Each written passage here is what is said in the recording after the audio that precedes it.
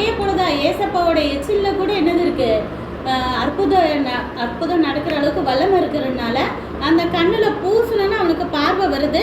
அதனால ஏசப்பா என்ன சொல்றாரு, நீ போய் இங்க பக்கத்துல கொஞ்சம் தள்ளி சீலோவாம் அப்படிங்கிற ஒரு குளம் இருக்கு, சொல்லுங்க சீலோவாம். என்ன அர்த்தம்னா தமிழ்ல அனுப்பப்பட்டவன் அர்த்தம், சொல்லுங்க அனுப்பப்பட்டவன்.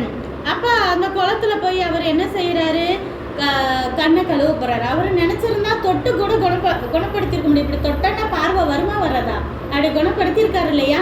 ஆனா ஒவ்வொருத்தருக்கும் ஒவ்வொரு மாதிரி குணப்படுத்துவார்.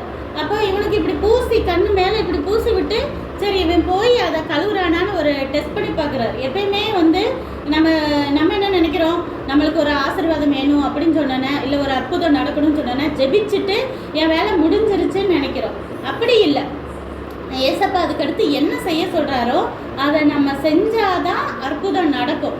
இங்கே இவர் என்ன போய் சொல்றாரு, போய் குளத்துல கண்ணை கழுவு அப்படின்னு சொல்றாரு. உடனே இவருக்கும் ஒரு நம்பிக்கை வருது, கண்டிப்பா நம்ம கண்ணை கழுவுனா கண் பார்வை வந்துடும் சொல்லிட்டு.